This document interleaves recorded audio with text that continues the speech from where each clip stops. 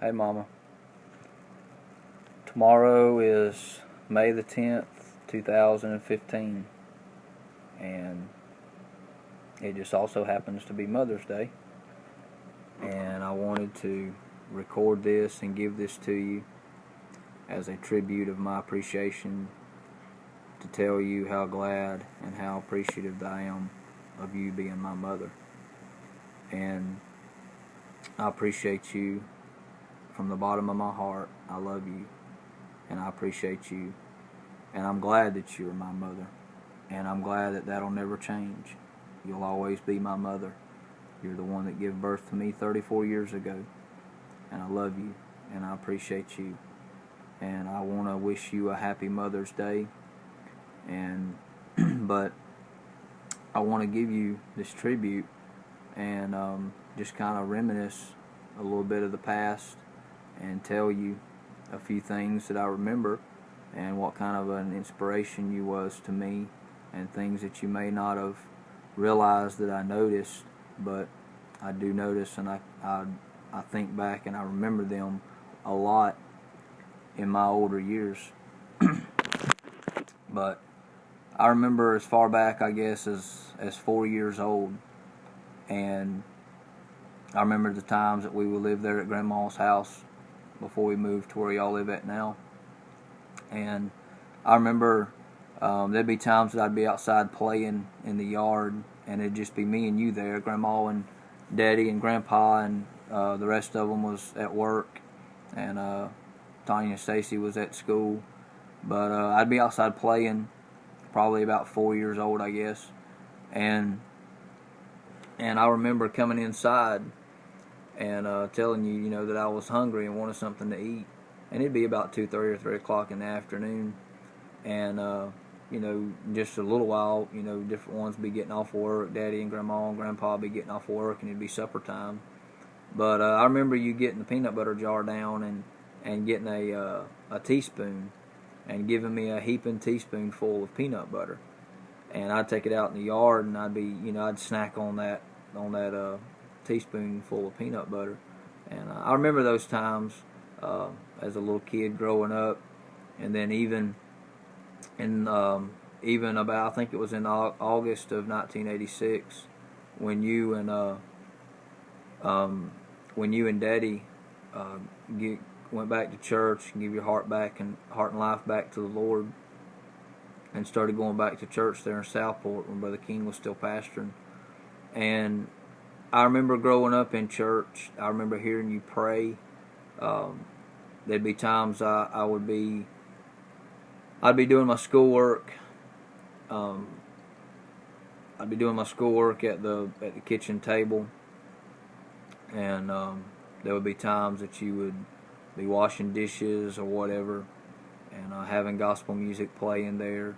And I remember, that you'd be washing dishes, and there'd be times that you would, one time in particular, that you told me, you made a statement to me. You said, "I'll be back in just a little bit." And I asked you, "Where was you going?" And you said, "I don't know why, but I got to go to my room and pray."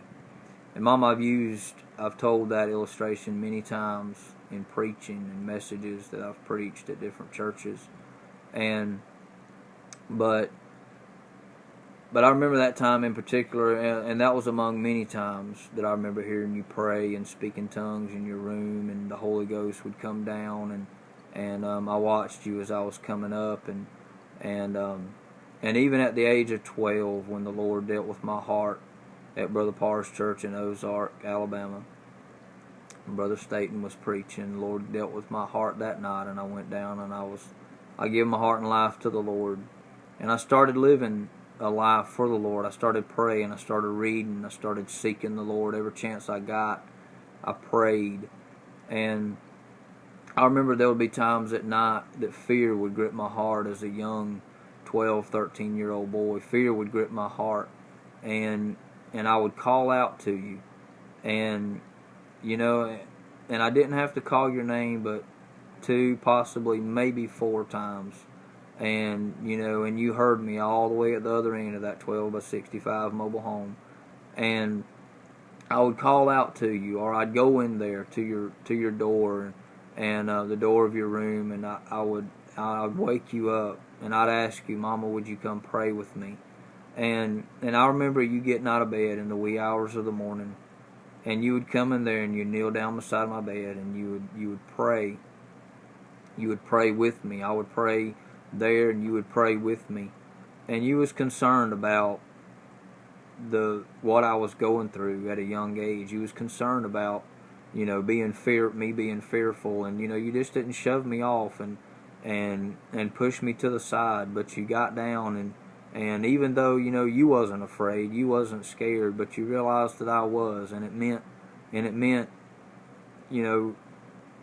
enough to you that I was afraid to get down and to pray with me, and you would pray with me, and I remember those times that fear would leave, and the Lord would help me, and I would go on to sleep, and I remember times, even before that, 6, 7 years old, there would be times that I would be sick and burning up with a fever, and I'd call you out, and again, 2, 3, maybe 4 times, and you'd come in there, and I would ask you, you would ask me what was wrong, and I'd ask you, if you would bathe my face, and you would go get a pan of water and a bath rag, and you'd come in there and you'd sit beside my bed, and or on my bed, on the edge of my bed, and you would bathe my face, and either until the fever broke or I fell asleep, and then you would go on back to bed, even though you had to get up early the next morning and cook Daddy breakfast, and